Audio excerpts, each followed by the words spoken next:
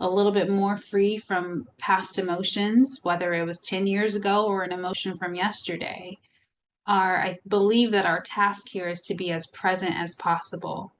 And that really does require us to experience emotions in real time when we can, and also go back to those past emotions and process those as much as possible.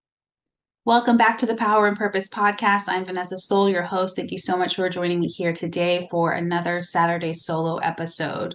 We're talking about willpower, the right use of your willpower. And this episode is inspired by the book called The Right Use of Will by Cian D. Rohan. And I'm going to give you a little bit of an introduction to the book and what it's about before I dive into some of the inspired insights that I want to discuss with you here today. So, the first thing is this book is not your typical spiritual book.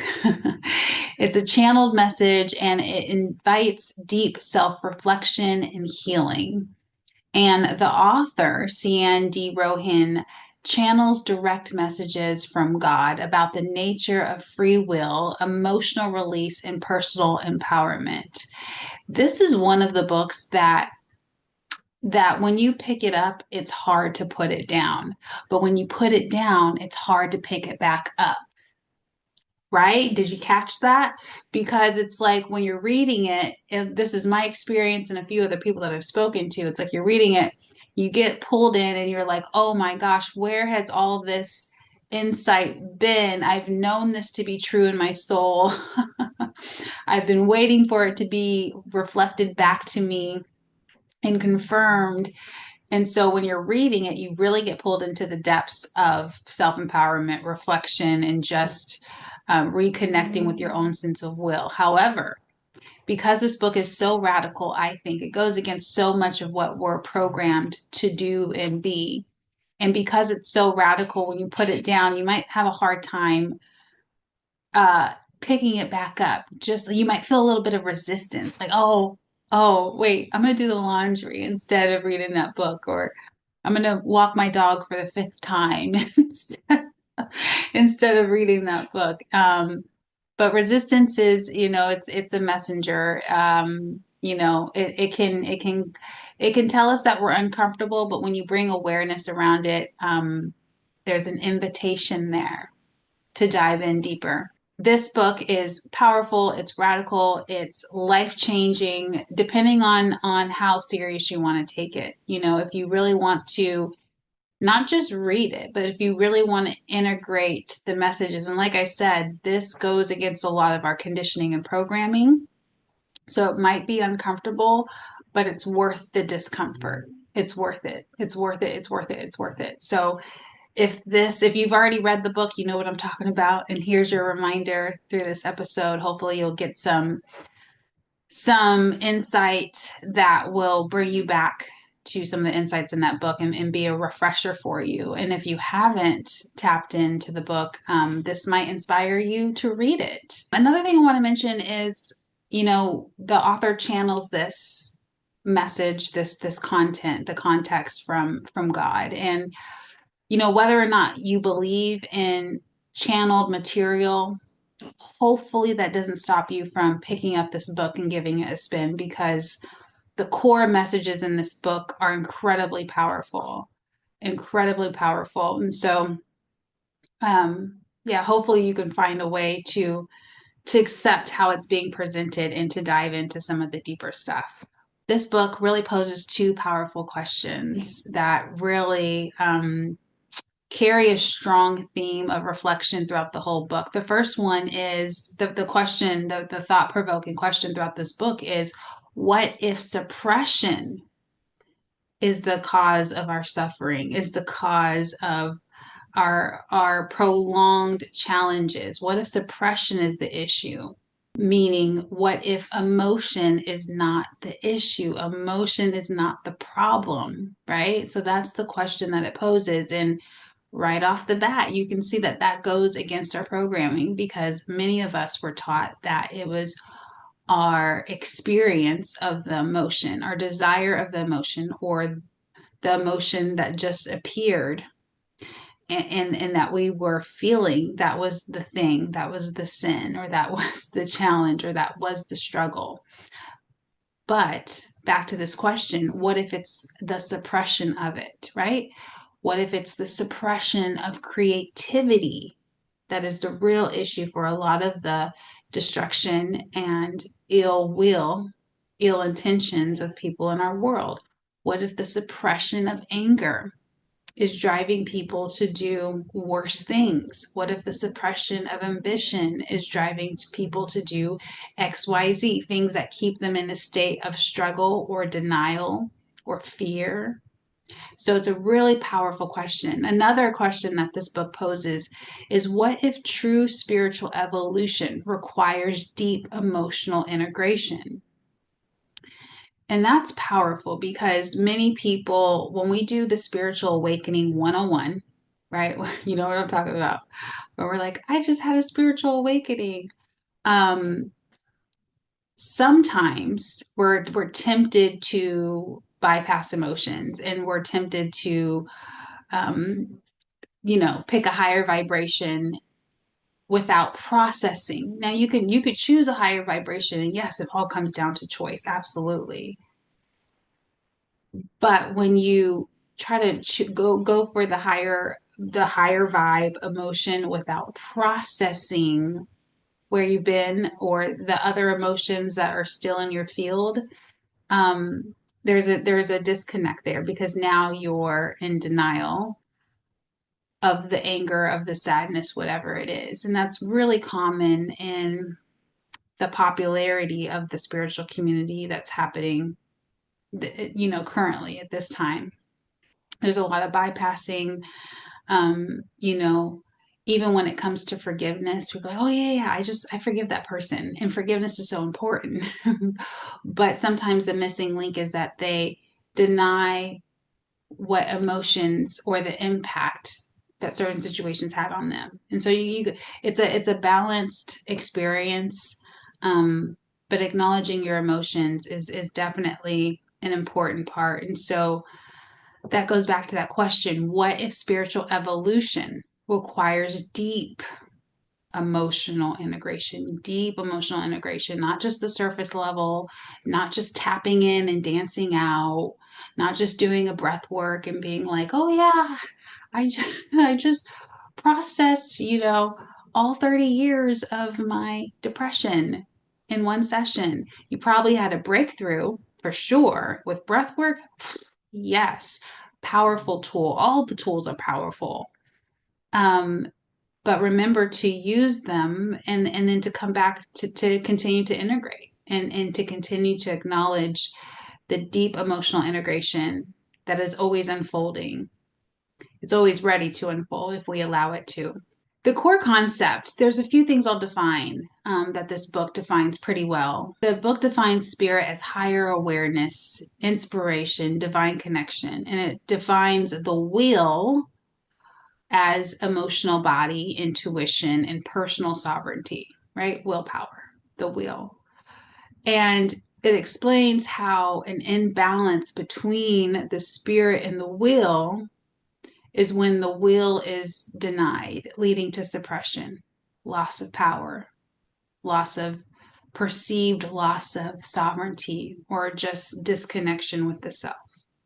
So basically, in terms of this book, the person is the spirit. It is the higher awareness, and our will to choose, our will to decide, our free will, our intuition, our personal power. Those are the two things that we're talking about throughout this book.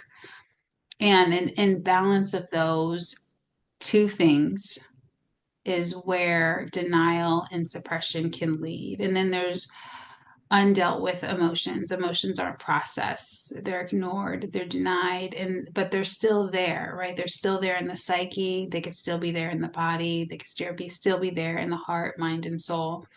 And we've all experienced this because we all know what it's like to go through the same lesson over and over again, and we're like, man, I thought I was done with that. I thought I was past this point. I thought I was done dating this type of person. Why is it still here? chances are there's something that's not being acknowledged, an emotion within you. Um, so that's a really important point. And so this poses two questions. How have you been, how have you been conditioned to suppress your emotions? And it's important to know in what ways, because this will allow you to recognize patterns within your own life, and it will allow you to recognize if those patterns are continuing consistently or when they might pause and then come up again. So, how have you been conditioned to suppress emotions? Personal example, I mean, I've always been pretty expressive with people who are very close to me, meaning I may not have been expressive like, in public or at college or in school or at the job, but people who've been close to me, someone I was dating or sisters, things like that, I've always been very expressive. After a certain age, I think like after, I don't know, after 10 or so, I want to say I started to like kind of I just learned how to be expressive. Um, and I had at one point, I don't know, I was probably younger 20s. And at one point, I had a boyfriend like get really frustrated when I would cry, right? And to me, that was just, and a lot of times I would cry out of frustration. Um, Especially during that time, more of my cries were, if I could remember correctly, were more frustration and irritability than sadness. Because that's just the phase I was in, right? I was like this rebel person breaking through the world and making a ruckus. And so, and I often felt like people couldn't meet me where I was at, or feeling like, things weren't moving fast enough, or those types of things.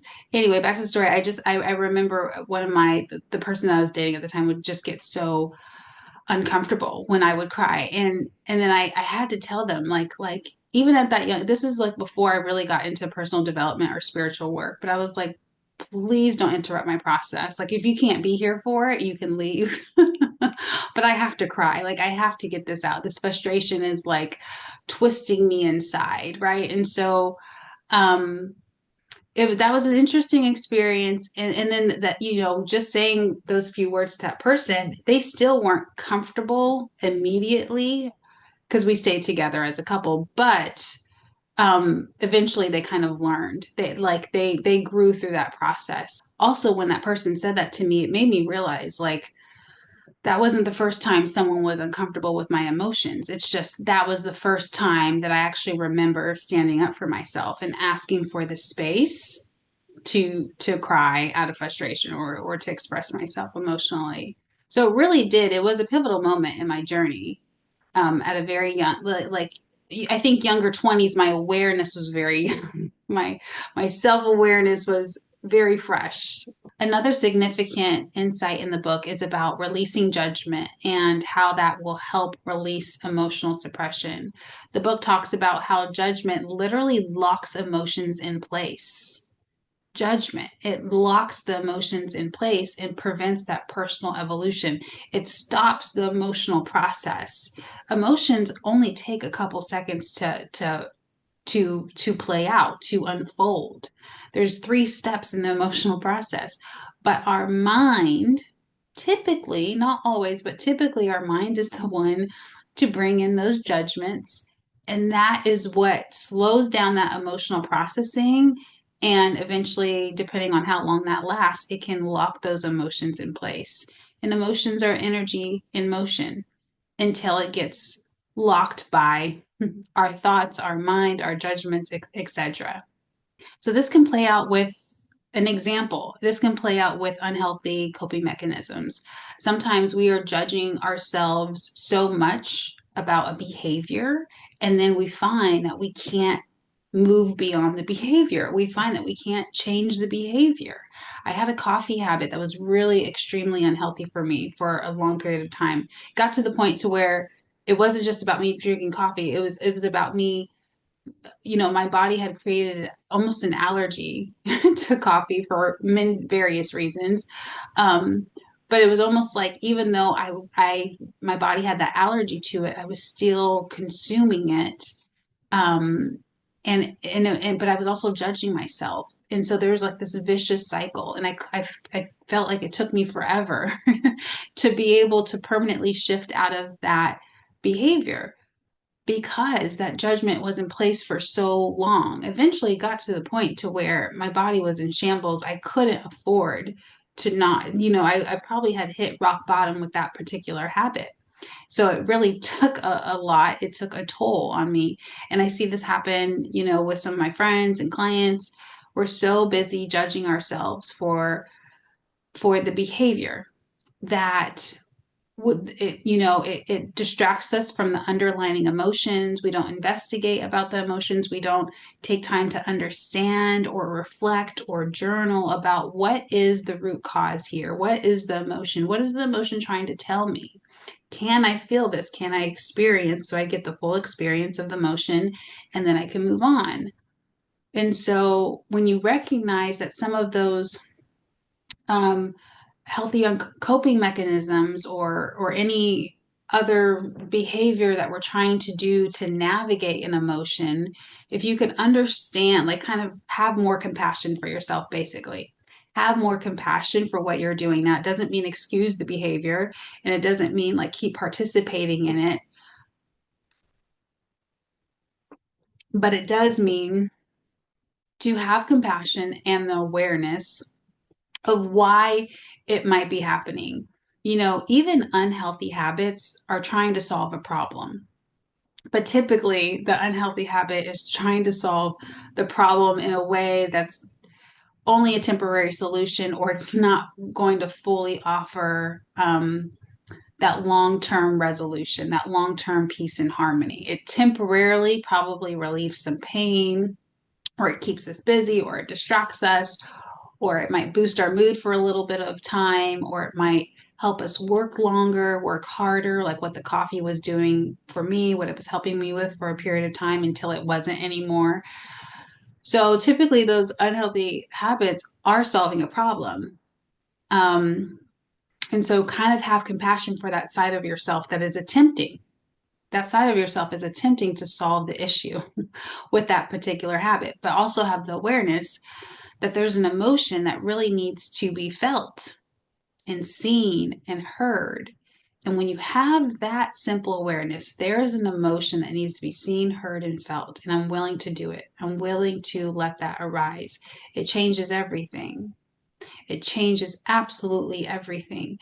Chances are, if you see your emotions, if you feel your emotions, and if you hear that your emotions, you allow it to process in whatever preferred process that is for you, chances are those behaviors, those coping mechanisms are going to fade away because you won't need to solve the problem in that same way that you were attempting to do. So, really important stuff. That's kind of my interpretation of how the judgment can really lock emotions in place, and then it can keep us from experiencing our full potential. It can keep us from going beyond our limiting beliefs and our fears and the behaviors that keep us in a contracted state. And the book also introduces the concept of judgment release and how it's a tool for shifting these patterns. So you can go through a process of just releasing judgments one by one. And here's a question for you that you could actually answer in real time, a journaling prompt. Where in your life have you judged yourself for allowing your emotions to move? Where in your life have you judged yourself for allowing your emotions to move? And just be careful not to judge yourself for judging yourself. When you're answering this question, just be aware. This question awareness is not judgment. I will say that. Clarity there is really important. Awareness is not judgment, because you can hang on to awareness and you can release judgment, and you can also release fear. I was telling one of my clients today that if fear kept showing up for her, and I said, hey, all fear starts with awareness, because it does.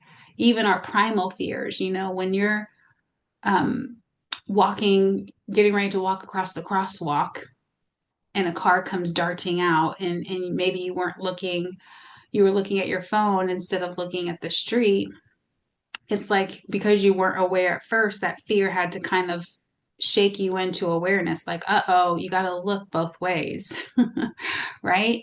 However, we don't have to have fear in order to have awareness, just like we don't have to have judgment in order to keep the awareness. We can keep the awareness as a gift. We can keep it in a neutral energy, in an energy of gratitude, energy of being present, energy of compassion. So awareness is important.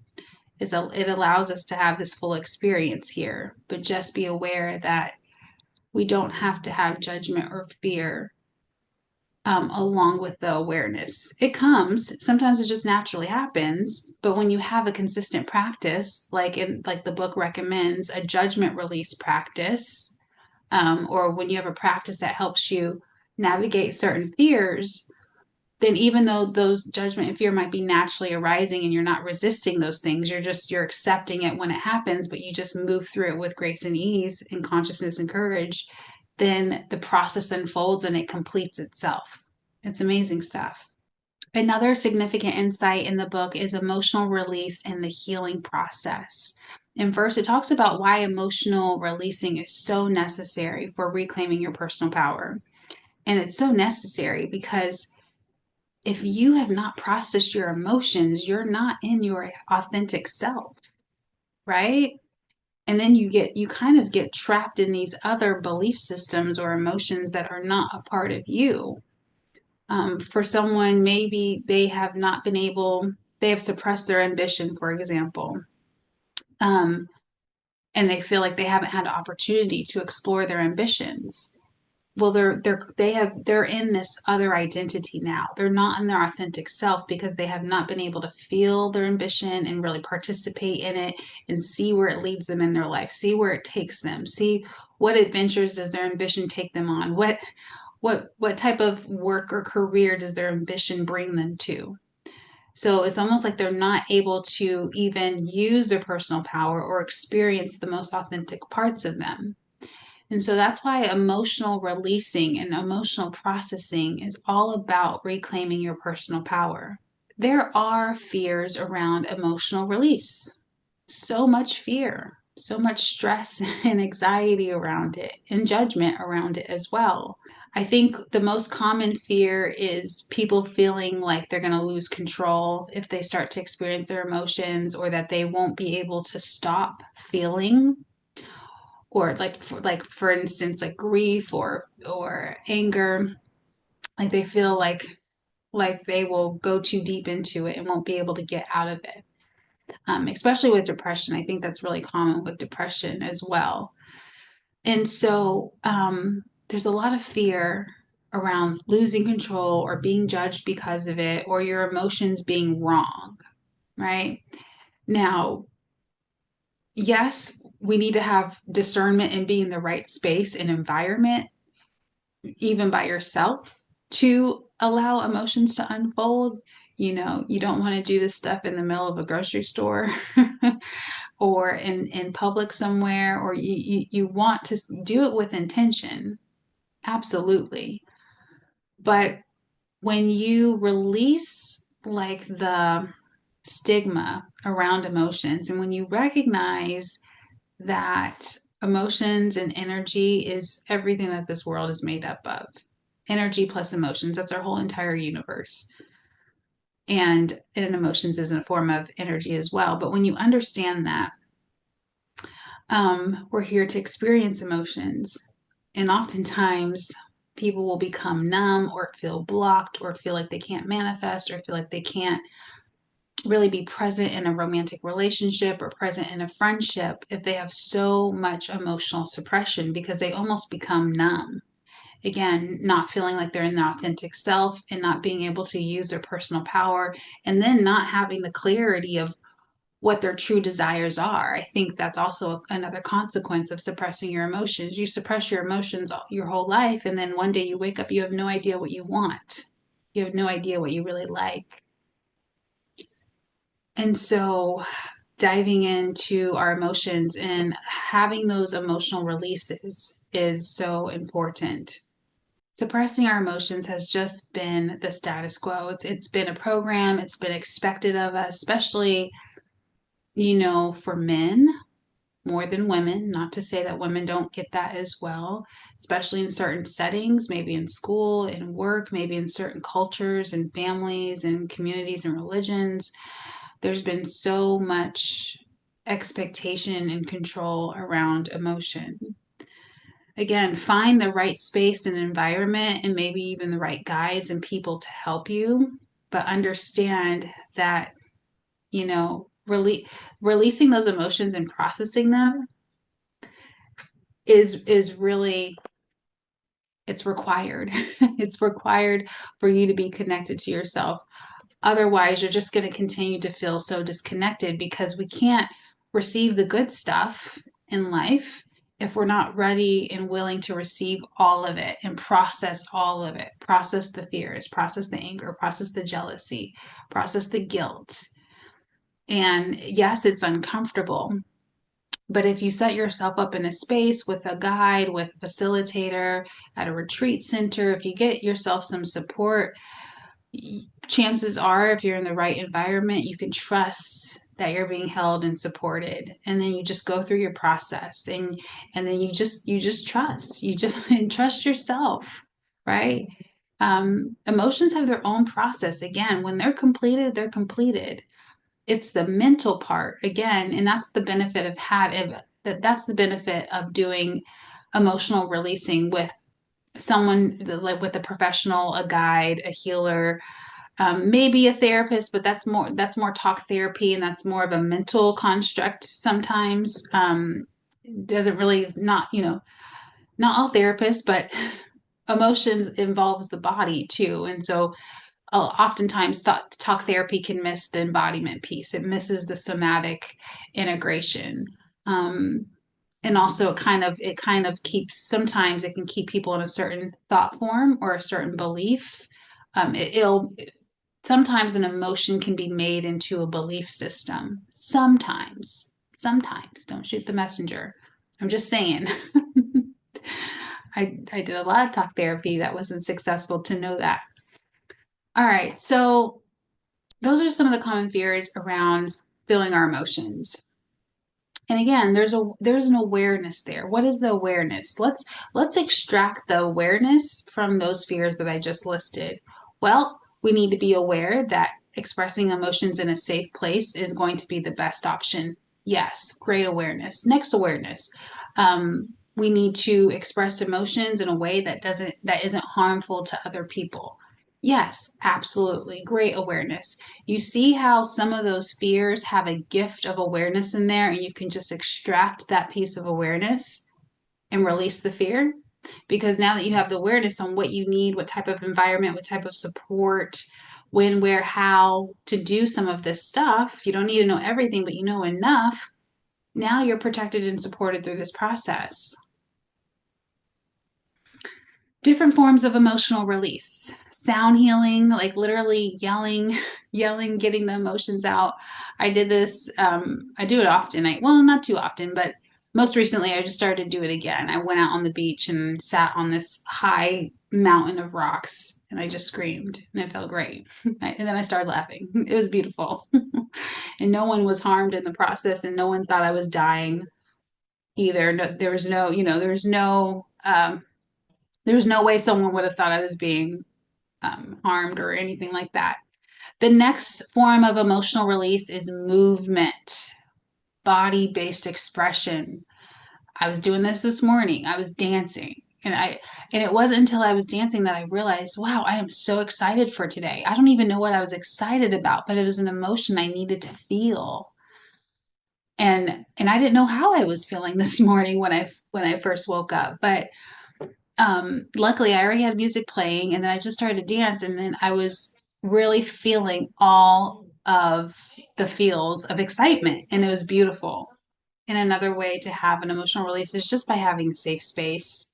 If you know that you're in a safe space to do so, you don't even need to know if it's going to come through your voice or words or your body movement.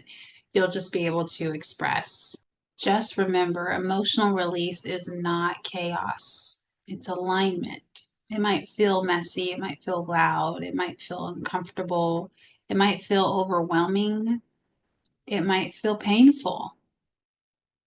But on the other side of that is the true you, and its alignment. On the other side of that is you being more present in your reality, a little bit more free from past emotions, whether it was 10 years ago or an emotion from yesterday. I believe that our task here is to be as present as possible. And that really does require us to experience emotions in real time when we can, and also go back to those past emotions and process those as much as possible. So, to start wrapping up today's conversation, aligning with your truth means that you get to experience all of your emotions and process them and understand them and accept them. And so understand that when we are in denial of certain emotions, it limits our ability to live. It limits our ability to express. It limits our ability to have desires and manifest. And it limits our ability to have strong intentions and to follow through on commitments. It impacts every sense of our willpower and our third chakra. So aligning to your truth, aligning to your authentic self is so important. Your life depends on it. Your life depends on your ability and your willingness to emotionally experience life. And so I hope that this inspires you to start taking small action steps to really unpacking those past emotions, releasing judgment on yourself for even having those emotions or for having certain behaviors, and really just navigating through that with compassion. It really does lead to a sense of empowerment, a bulletproof sense of empowerment, not inflated, not egotistical, but a trusted, grounded sense of empowerment within yourself, because you know that you're safe. You know that there's you don't have emotions that are blocking you. And if tough emotions come up, if difficult emotions come up, you trust yourself and you know that you have the ability to work through them and navigate through them. That is a powerful sense of power. That takes a lot of awareness and presence, and it's natural courage. You don't even have to kind of cultivate or muster up that kind of courage. It just gracefully starts to unfold just by you being willing and accepting of your emotions. Powerful stuff. So before we wrap up today, I want to leave you with a few journaling prompts, and then I'm going to guide you through an EFT practice to release judgment and emotional suppression. So here's the first the three journaling prompts that I have for you that you can use to really increase your awareness, release judgment, and accept your emotions. Number one, where have I denied my will, meaning willpower, in favor of external expectations? Where have I denied my will in favor of external expectations? Number two, what emotions have I been suppressing and why? What emotions have I been suppressing and why? And number three, how would my life change if I fully trusted my emotions? I love that one. I love that one. Because chances are, if you journal about that third one, you're going to start to sense, see, and feel your higher potentials, because your life will change when you fully trust your emotions. If you're nervous, you trust it, you accept it, right? If you're excited, you accept it, you trust it, you ride with it, you see where it leads you. If you love, you trust it instead of being avoidant and running away from a relationship, right? Life changes when we trust our emotions and then process them and navigate them, because chances are there's a new emotion coming in, there's a new experience on the way. Amazing stuff. So now we're going to go, if you want to stick around for this EFT practice, if you're listening to this driving, you'll have to do this later, but if you can see me on video, you can follow along, where I'll call out Since this is a podcast too, and some of you may not be viewing on YouTube, I'll call out the points so that you could follow along and do this practice. And this will end us on a beautiful note to process and start releasing unprocessed emotions and that judgment that can come along with it. And then you can go into your beautiful day.